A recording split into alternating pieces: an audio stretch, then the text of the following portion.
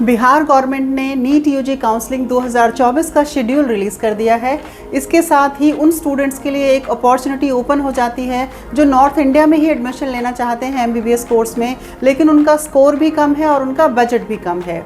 नमस्कार, मैं हूं CA Vinita Singh, medical admission expert, और हम बात कर रहे हैं आज की वीडियो में बिहार राज्य की। ये एक ऐसा स्टेट है जहां पर 14 गवर्नमेंट मेडिकल कॉलेजेस हैं और 9 यहाँ पर प्राइवेट मेडिकल कॉलेजेस हैं। बिहार में जो टोटल एमबीबीएस का पैकेज जाता है वो लगभग 70 लाख के आसपास जाता है, और यहाँ पर जो नीट स्कोर आप देखेंगे कट ऑफ वो कंपैरेटिवली बहुत डाउन होता है दूसरे ओपन स्टेट से अगर आप इसको कंपेयर करें तो ऐसे स्टूडेंट्स जिनके मार्क्स 200, 250, 300 इस रेंज के अंदर भी आए हैं, उनको भी गवर्नमेंट काउंसलिंग के थ्रू ही बिहार में एमबीबीएस में एडमिशन मिल सकता है। तो आज की वीडियो में हम आपको बताएंगे कि क्या डेट शेड्यूल इसका रिलीज़ हुआ है और क्या टर्म्स एंड कंडीशंस बिहार की काउंसलिंग में पार्टिसिपेट करने के लिए आपको जानने चाहिए। तो सबसे पहले देखते हैं कि क्या डेट्स हैं यहाँ पर काउंसलिंग शेड्यूल की। 15 अगस्त से लेकर 19 अगस्त तक आप यहाँ पर रजिस्ट्रेशन कर सकते हैं। 19 अगस्त तक ही आपको रजिस्ट्रेशन फीस और जो रिफंडेबल सिक्योरिटी डिपॉजिट करानी होती है वो भी डिपॉजिट कर देनी है। बिहार एक ऐसा राज्य है जहाँ पर आपको एप्लीकेशन एडिट करने का भी ऑप्शन मिलता है। तो 20 तारीख को आपके लिए पोर्टल ओपन होगा। आप अपने पोर्टल में लॉगिन करके अगर कोई भी गलती आपसे पहले एप्लीकेशन फॉर्म भरने में हो गई है तो उसको आप एडिट कर सकते हैं। 21 अगस्त को जो मेरिट लिस्ट है वो डिस्प्ले होगी सक्सेसफुली रजिस्टर्ड कैंडिडेट्स की, और उसके बाद 23 से लेकर 25 अगस्त तक आपको चॉइस फिलिंग करनी है। इसके आगे का शेड्यूल अभी गवर्नमेंट ने रिलीज़ नहीं किया है, ये आने वाले टाइम में रिलीज़ हो जाएगा, तो हम आपको इसके बारे में तुरंत अपडेट करेंगे। सारे अपडेट्स लेने के लिए आप हमारे YouTube चैनल को सब्सक्राइब कीजिए। आप हमारे टेलीग्राम चैनल को भी ज्वाइन कीजिए, जिसका लिंक हमने नीचे डिस्क्रिप्शन में दिया हुआ है। ये पूरा शेड्यूल और जो बिहार गवर्नमेंट का जो ब्रोशर है काउंसलिंग के लिए वो भी हमने अपने टेलीग्राम चैनल में दिया हुआ है, तो कंप्लीट इन्फॉर्मेशन आप वहाँ से ले सकते हैं। तो अब बात करते हैं रजिस्ट्रेशन फ़ीस की। अगर आप अनरिजर्व कैटेगरी, EWS कैटेगरी या OBC कैटेगरी को बिलोंग करते हैं तो गवर्नमेंट कॉलेज में रजिस्ट्रेशन के लिए आपको 1200 रुपीज़ पे करने हैं। इन कैटेगरीज को प्राइवेट कॉलेज में रजिस्ट्रेशन के लिए भी 1200 रुपीज़ ही पे करने हैं। जबकि अगर आप SC, ST या DQ कोटे को बिलोंग करते हैं तो आपको गवर्नमेंट कॉलेजेस के लिए 600 रुपीज़ और प्राइवेट कॉलेजेस के लिए 1200 रुपीज़ का रजिस्ट्रेशन फ़ीस पे करना है।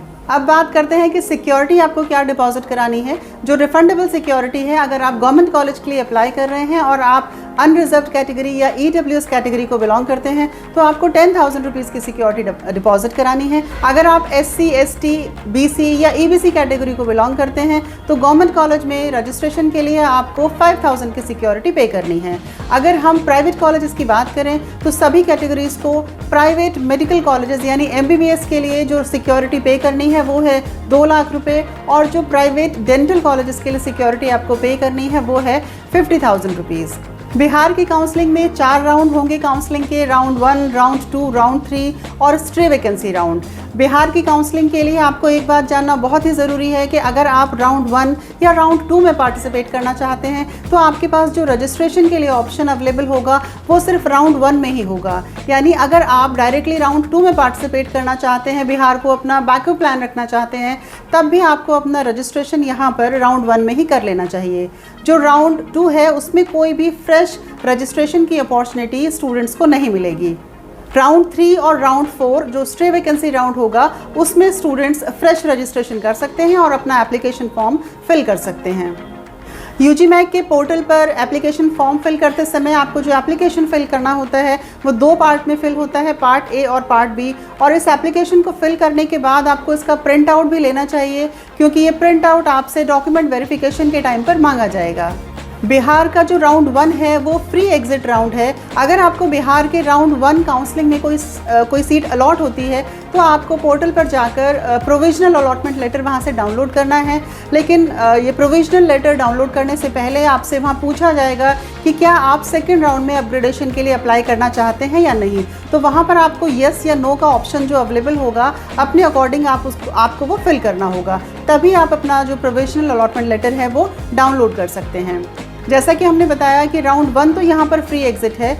अगर आपको राउंड 2 में कोई सीट अलॉट होती है और आप उसको ज्वाइन कर लेते हैं तो जो बाकी राउंड्स होंगे काउंसलिंग के, राउंड 3 और जो स्टे वैकेंसी राउंड होगा उसमें पार्टिसिपेट करने के लिए आप एलिजिबल नहीं होंगे। अगर बिहार स्टेट में रिजर्वेशन की बात करें तो यहाँ पर 60% सीट्स पर रिजर्वेशन होता है और 40% सीट जो है वो अनरिजर्व्ड कैटेगरी के लिए ओपन होता है। यहाँ पर एससी कैटेगरी के लिए 16% रिजर्वेशन, एसटी के लिए 1%, ईडब्ल्यूएस के लिए 10% और जो ओबीसी कैटेगरी है बिहार में वो 2 डिफरेंट कैटेगरीज में डिवाइडेड है यहाँ पर, बैकवर्ड क्लास और एक्सट्रीमली बैकवर्ड क्लास। तो बैकवर्ड क्लास का जो रिजर्वेशन है वो 12% है और एक्सट्रीमली बैकवर्ड क्लास का रिजर्वेशन यहाँ पर 18% है। इसके अलावा जो रिजर्व्ड कैटेगरी की गर्ल्स हैं उनके लिए भी 3% रिजर्वेशन यहाँ पर अवेलेबल है। तो इस तरह से ये टोटल 60% का रिजर्वेशन है जो हमें वर्टिकल रिजर्वेशन में देखने को मिलता है। इसके अलावा सभी कैटेगरीज में 5% सीट्स डिसेबल्ड कोटा के लिए रिजर्व्ड होती हैं। एक और बहुत ही इंपॉर्टेंट बात इस ब्रोशर में हमें देखने को मिली, यहाँ पर कहा गया है कि जो प्राइवेट कॉलेजेस हैं बिहार के उनमें जो 50% सीट्स होंगी उनका जो फीस स्ट्रक्चर होगा वो गवर्नमेंट की फ़ीस के इक्विवेलेंट होगा। लेकिन ब्रोशर में ही बाद के कुछ पैराग्राफ्स में इस चीज़ को क्लैरिफाई भी किया गया है कि ये जो नॉर्म्स हैं गवर्नमेंट के, बिहार गवर्नमेंट का जो नोटिफिकेशन है, जो रूल है, इसके अगेंस्ट में क्योंकि जो प्राइवेट मेडिकल कॉलेजेस वाले थे एसोसिएशन वो हाई कोर्ट और सुप्रीम कोर्ट मूव कर गई थी, तो ये केस अभी वहाँ पर पेंडिंग है और जो भी फाइनल आउटकम या फाइनल डिसीजन कोर्ट की तरफ से आएगा वो ही इस काउंसलिंग में फाइनली अप्लाई होगा।